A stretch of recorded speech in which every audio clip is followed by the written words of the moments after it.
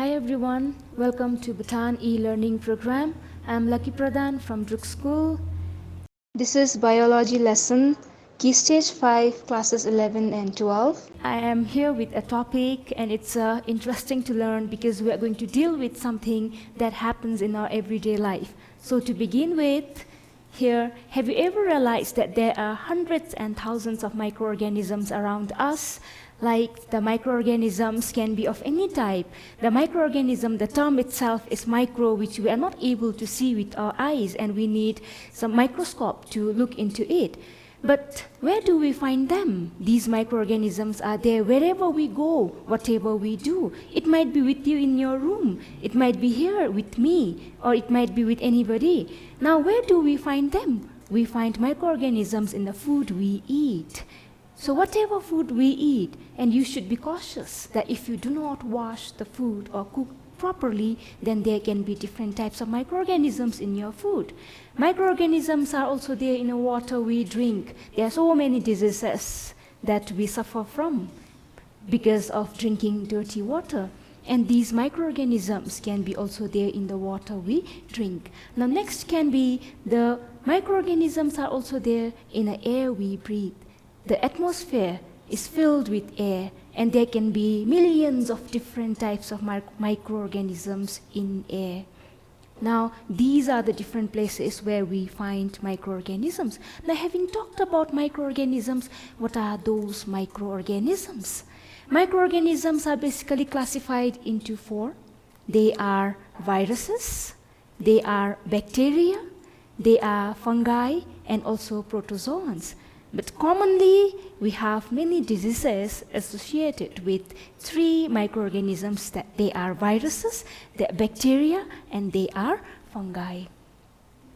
Now, to continue with, in this topic today, we are going to learn about body's immune system, immunity, and how our body, they act as army in defending the pathogens that enter our body.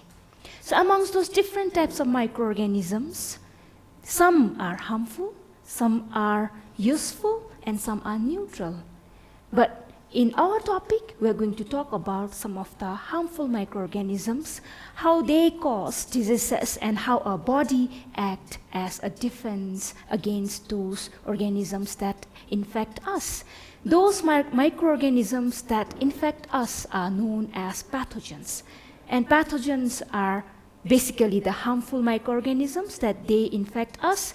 So as I said, these pathogens will infect us, causing different types of diseases.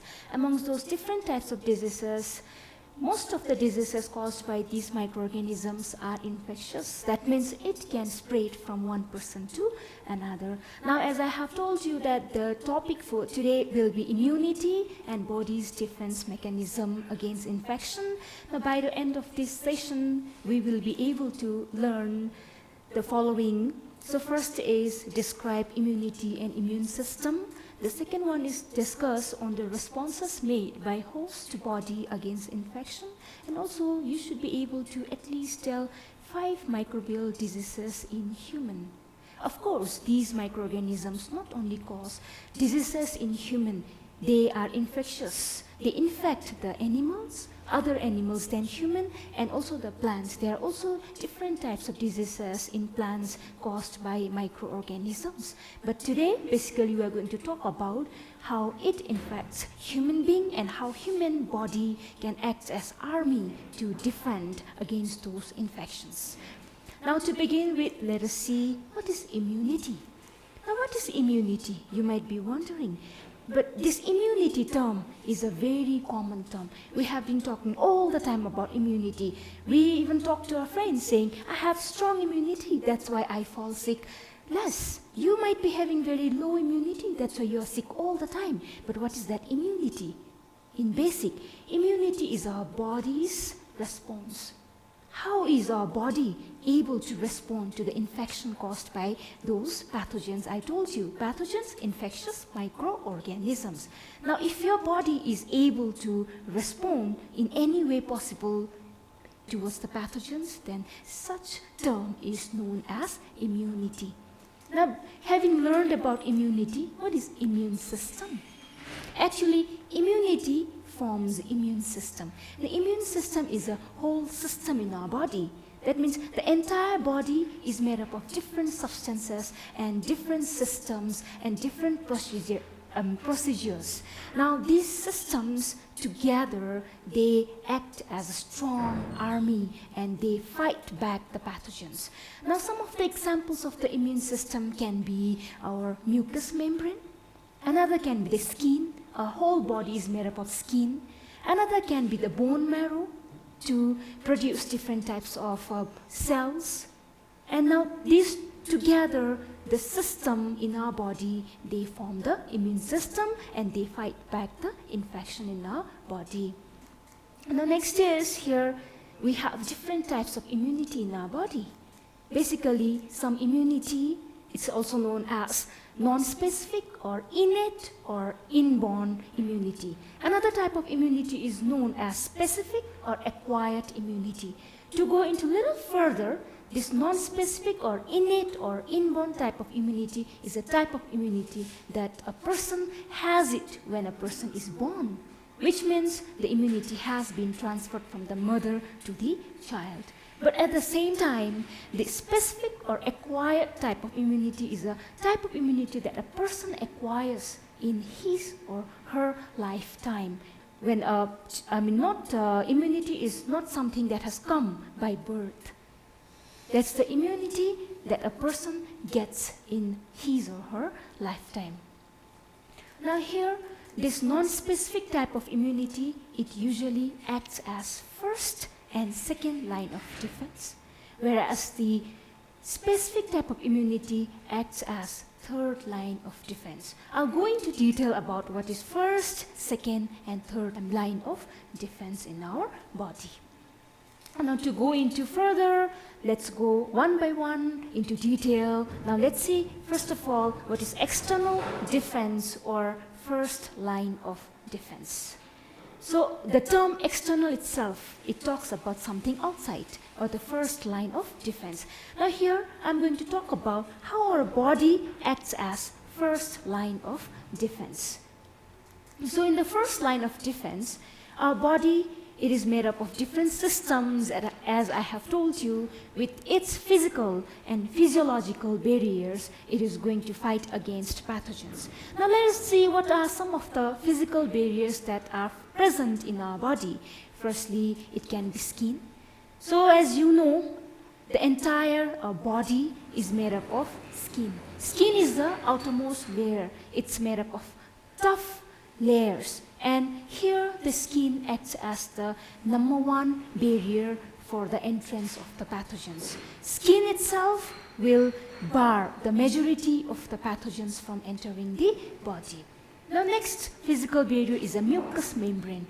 Your mucous membrane is present in most of the parts of our body. Number one, mucous membrane is there in your nasal canal. When I talk about nasal canal, inside your nose there is a passage. That nasal canal contains a membrane known as mucous membrane. It is also found in your digestive system and it is also found in your urinogenital tracts, especially for female and also for male. Now this mucous membrane, its main function is to secrete slimy substances known as mucus. It's sticky in nature. That mucus, it's very helpful in trapping the microorganisms and dust particles. Now next physical barrier is nasal hair. You might have seen that inside your nostril there are tiny hair particles. Those hair particles will trap the dust particles and the microorganisms and then they stop them from traveling inside your body. Now next physical barrier is cilia. These cilia, they are actually microscopic hair-like structures. They trap the microorganisms. Not only do they trap, but also they help in passing or the passage of those dead microorganisms into the system for their excretion. Now next, the last physical barrier is sweat and sebaceous gland. Now sweat, that everybody of us, we sweat, and the sweat is actually excess water. It is slightly acidic in nature, and this sweat, they kill or make the environment unsuitable for the pathogens to survive.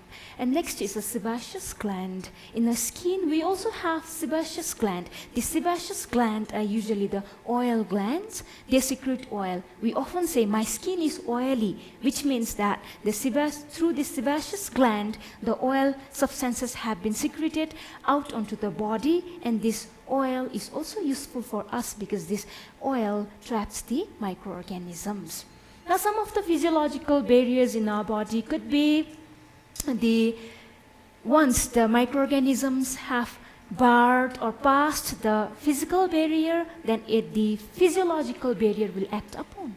Now, the physiological barriers are some of the chemicals or the enzymes secreted in our body. First of all, it's lysozyme. Lysozyme, which means it is an enzyme, but a lytic enzyme that helps in breaking the organisms. Now, these lysozymes, it is present in our body in saliva, in tears, and also in some kind of mucus. Now, this lysozyme enzyme, once the microorganisms have passed physical barrier, these enzymes, they trap the microorganisms and kill them. Next is earwax. You might sometimes see that waxy substances that come out of your ears. These earwax we find them as dirty, but biologically, these are one of the defense mechanisms in our body to trap the microorganisms. Now, another physiological barrier is the acid in our stomach. Our stomach has acid, namely hydrochloric acid. These acids are usually there to digest food. Another important function of the acid is to kill the microorganisms that have passed into our stomach along with the food we eat. So next is the bile. I think you all know about bile. Bile is a liquid produced by your liver. The main function of bile is to neutralize acidity of the food. But another function is also that it kills some harmful microorganisms in our body. So these are the first line of defense in our body. Now, once the microorganisms have passed this first line of defense, it enters into the second line of defense in our body. Now, those second line of defense are also known as internal defense. Now, let us see what are there in second line of defense. Once the physiological, the chemical substances, and the physical barrier, the parts of the body, have acted upon, some microorganisms are tough. They cannot be killed easily, or they can be more in number that the physical and the physiological barrier might not be able to kill them. So these microorganisms will enter further into the body, and second line of defense is activated. The second line of defense, they are usually the cellular barriers.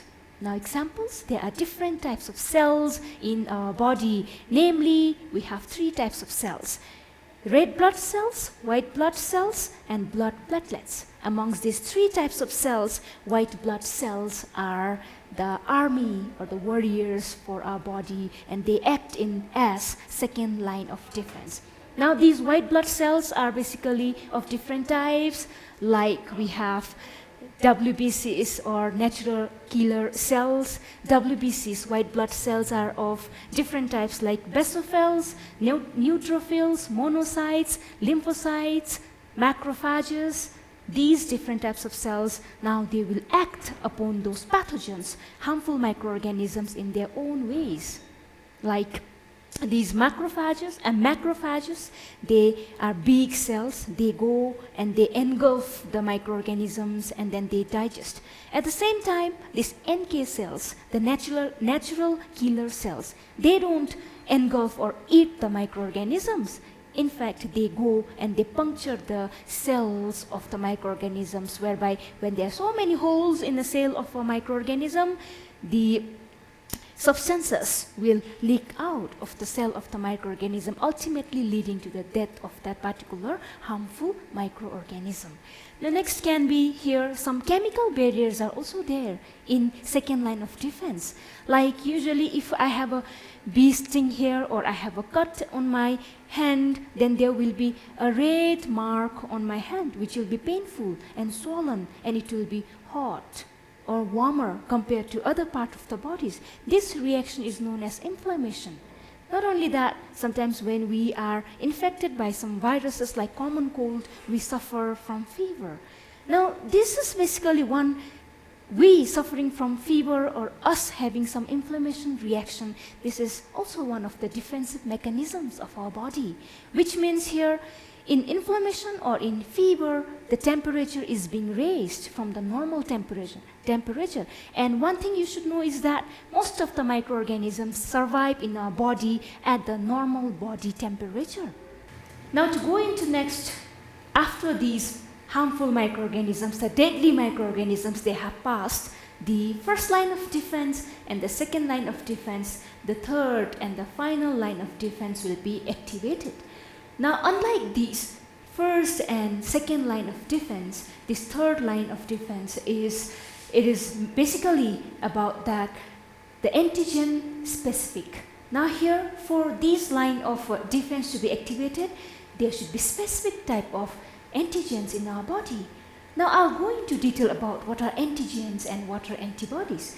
Now here, in this third line of defense, it comprises of the antibodies and the lymphocytes. Now lymphocytes these are some of the cells in our body produced by our thymus gland, and a thymus gland is present just above our heart and also the bone marrow.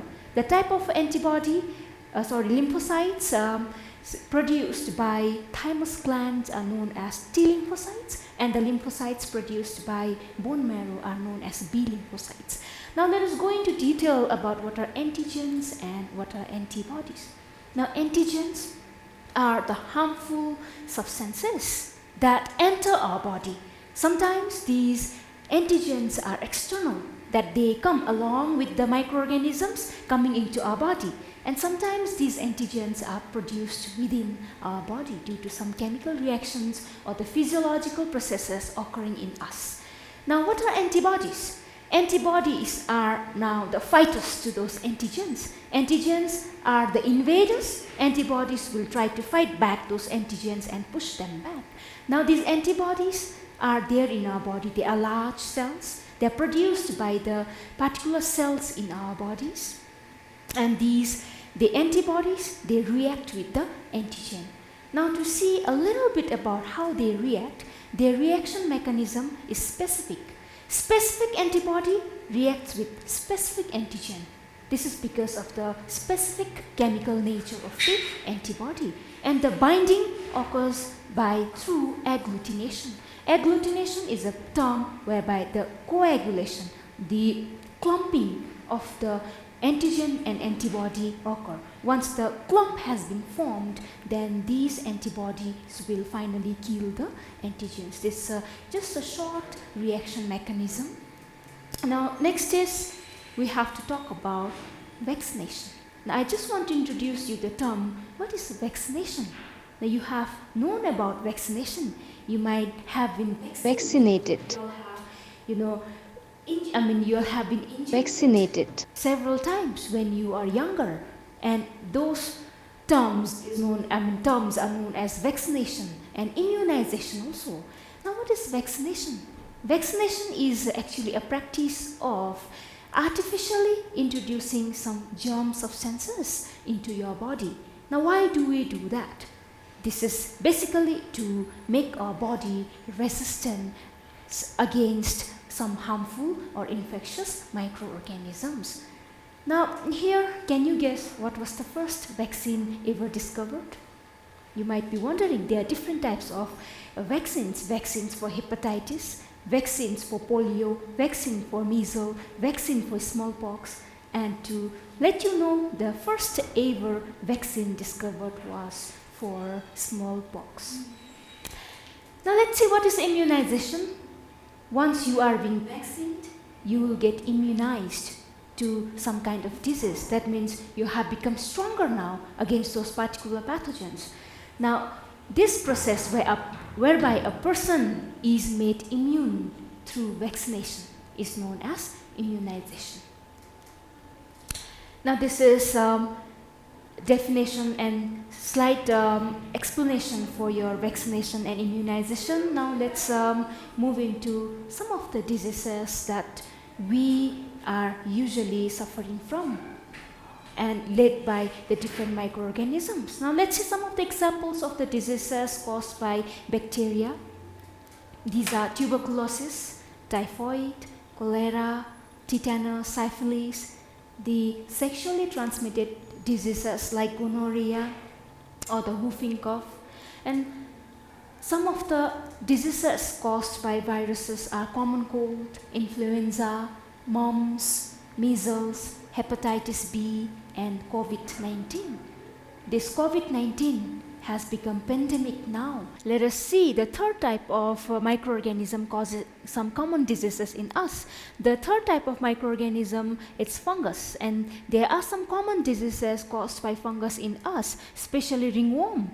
If we are not so clean, this ringworm, we often suffer, and then it's a very itchy, and this ring-like formation occur on our skin, and it's quite disturbing. So this is caused by fungus. Another one is scabies, usually occurs at the corner of our hands or fingers, toes, and it's very, very itchy. Then next is tinea, aspergillosis, fungal eye infection, the itchy eye, and these are some of the diseases caused by microorganisms in human being. As I have told you, these microorganisms are not only infectious to human, but also other animals and plants. Similarly, these animals and plants show similar type of infections. And like human beings have defensive mechanisms against those microorganisms, other animals as well as plants will also have their own defensive mechanisms, and they act on their own ways. We have looked into the details of body's defense mechanism. Now let us watch a short video clip. Every second of your life, you are under attack. Billions of bacteria, viruses, and fungi are trying to make you their home. So our bodies have developed a super complex little army with guards, soldiers, intelligence, weapons factories, and communicators to protect you from, well, dying. For this video, let's assume the immune system has 12 different jobs. For example, kill enemies, communicate, etc. And it has 21 different cells and 2 protein forces. These cells have up to 4 different jobs. Let's assign them. Here are the interactions. Now, let's make this understandable. First of all, let's add colors to the jobs. Now, let's illustrate the cells. The central color represents the main job of the cell, while the surrounding ones represent secondary duties. Now, the immune system looks like this. Now, the interactions. Isn't this complexity just awesome? For this video, we will only talk about these cells and ignore the rest. So, what happens in the case of an infection?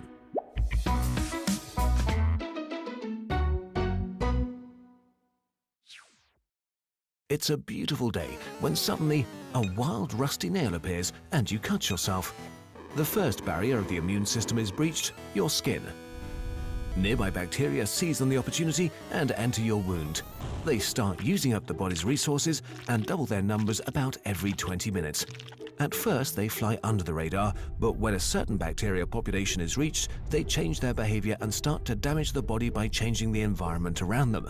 The immune system has to stop them as fast as possible. First of all, your guard cells, known as macrophages, intervene. They are huge cells that guard every border region of the body. Most of the time, they alone can suffocate an attack because they can devour up to 100 intruders each. They swallow the intruder whole and trap it inside a membrane. Then the enemy gets broken down by enzymes and is killed. On top of that, they cause inflammation by ordering the blood vessels to release water into the battlefield, so fighting becomes easier. You notice this as a very mild swelling. When the macrophages fight for too long, they call in heavy backup by releasing messenger proteins that communicate location and urgency. Neutrophils leave their patrol routes in the blood and move to the battlefield. The neutrophils fight so furiously that they kill healthy cells in the process. On top of that, they generate barriers that trap and kill the bacteria.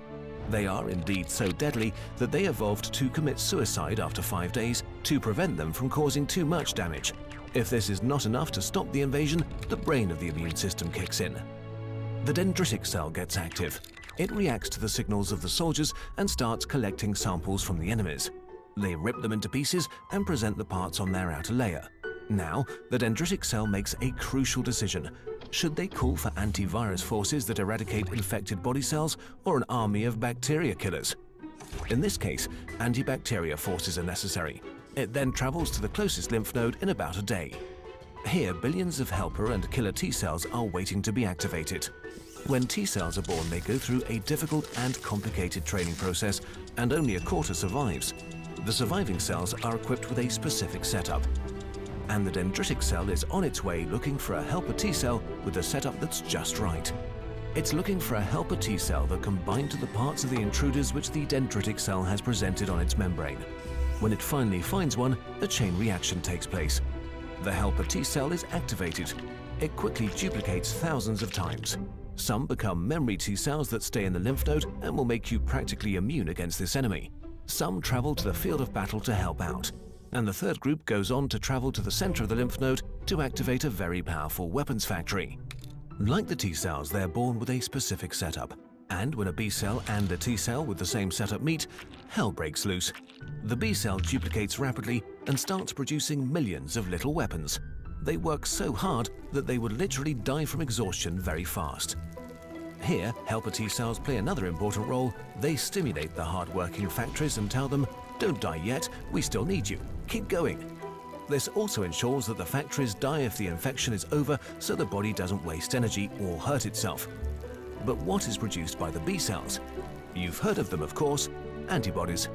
Little proteins that are engineered to bind to the surface of the specific intruder.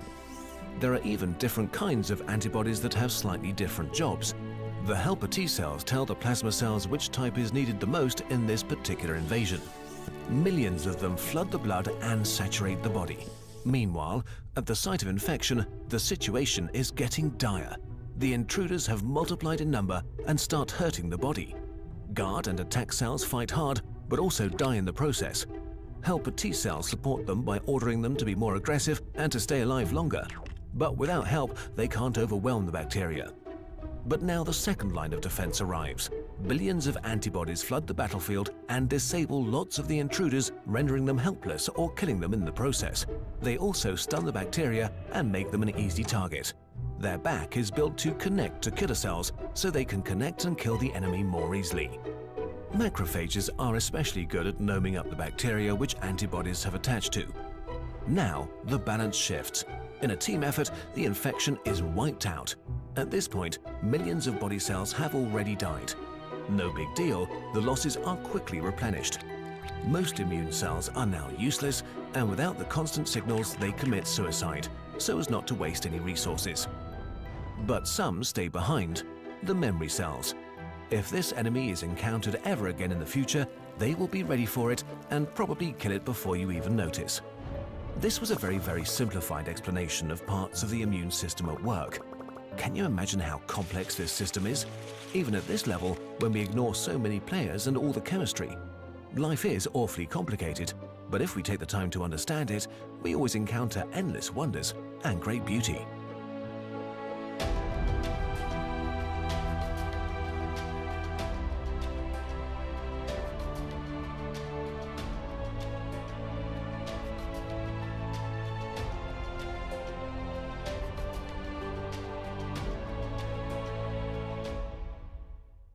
Now I have some takeaway questions for you all. I have just two to make you least bored. Just these are easy questions. Now let's see. The first question is, explain the roles of B lymphocytes and T lymphocytes. What would happen if your body's immunity is weakened? The third question is, some people show symptoms early while others remain asymptomatic for a longer duration after getting infected by coronavirus. Explain. I hope you all have understood this session. Stay home, stay safe, take care. See you again. Thank you.